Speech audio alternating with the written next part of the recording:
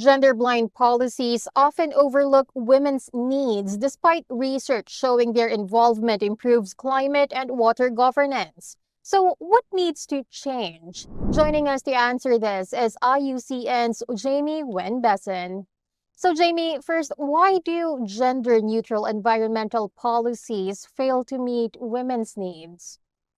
Well, I'm really glad you asked that question.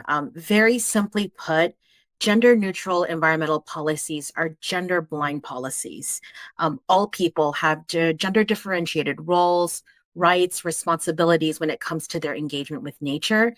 And as such, they will also be deeply impacted by environmental considerations in different ways as well.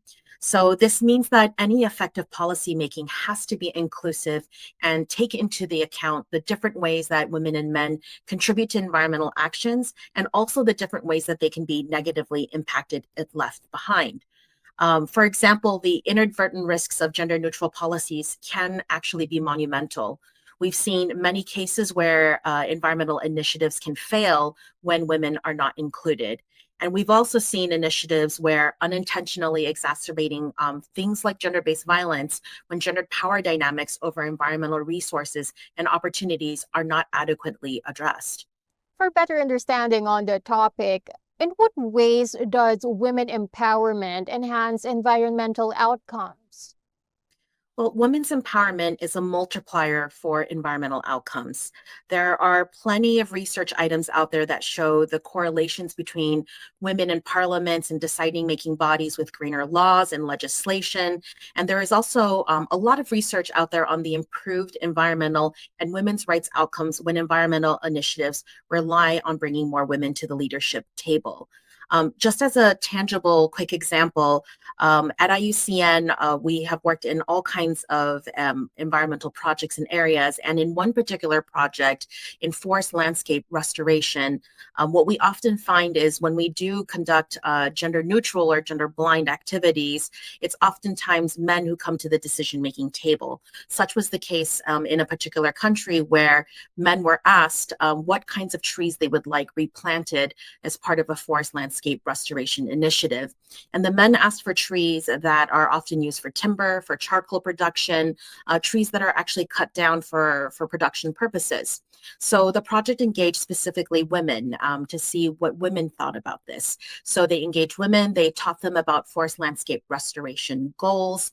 And when they asked the women for the kinds of trees that they would be interested in seeing replanted, the women actually requested medicinal trees such as the moringa, they requested fruit trees, and they requested trees where actually investment in their success and growth and their spread is actually both conducive for forest landscape restoration, but also for human wellness, health, and also economic empowerment. So, in the long run, Jamie, are there specific strategies that governments can adopt to ensure gender equity in climate action policies? Well, at IUCN, what we encourage is for governments to take a whole of society approach to ensuring gender equity in climate action policies. At the moment, we're working with partners on a monitoring tool for gender integration in climate policies. From this experience, what I can recommend is that governments take a comprehensive approach, ensuring that as many key aspects of women's lives are reflected in these policies. And what I mean by that is that currently to date, many climate policies only address women as vulnerable to climate change or as agents of change. And this is only if and when they mention them at all.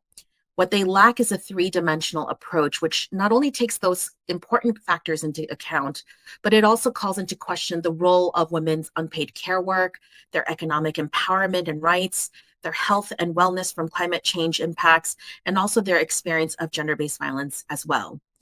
We've also worked at IUCN with nearly 24 countries, training women from front lines of climate impacts to meet with ministries and co-create national climate change gender action plans to define the goals and priorities of women. So what I can also recommend from this experience is that it is incredibly important to engage and listen to the women of every frontline community that is facing climate change impacts and to work with them on identifying the best ways to build climate resilience. Another key point is finance. Less than 0.01% of all global finance supports gender responsive climate change action within climate finance. So resources are direly needed to ensure that our investments for the future bear fruit for all people and nature alike. And lastly, on the topic of whole of society approaches, this also means that men and boys are also central to gender responsive climate policy and change. It means that gender equality can't be achieved without their engagement and support. And it also means that gender responsive climate policies need to benefit all people and should benefit all people. And this includes men and boys. So much work is needed to dispel the misconception that gender focused climate policies refer solely to women's rights and perspectives. Instead, gender equality and gender equity in climate policy means that all people are needed for its achievement and all people will benefit from its goals.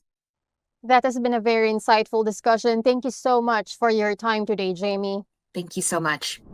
Once again, that was Jamie Wen Besson, Senior Gender Program Manager at International Union for Conservation of Nature. For more news, visit govmedia.com.